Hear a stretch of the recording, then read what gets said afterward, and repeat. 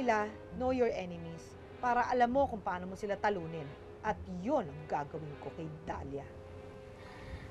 Dahlia, bakit naman ang sabi ni Tricia, naghahanap ka raw ng friend na makakasama? Eh, di ba, friends na kayo nila Armida? Alay, ma'am. Alam niyo naman na at home po ako sa inyo eh. Kaya kayo yung gusto kong makasama. If I know, dahil ako lang talaga ang gusto niyang yabangan. May sasabihin po ako sa inyo. Sa totoo niyan, may problema po kami ng asawa ko.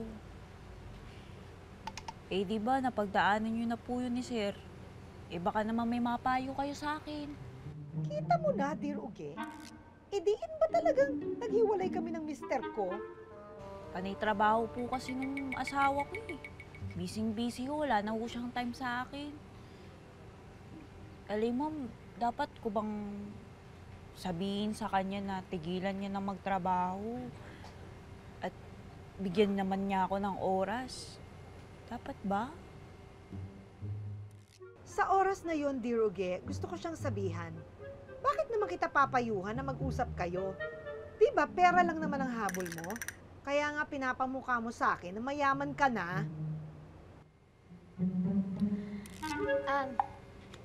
Alam mo, Dahlia, tama ka, napagdaanan ko na yan.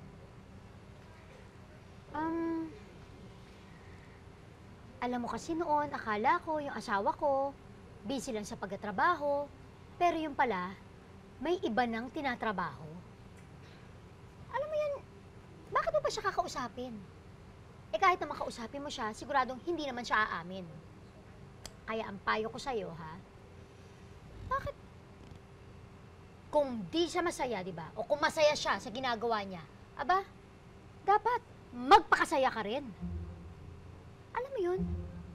Dapat ang gawin mo, lustayin mo yung pera niya.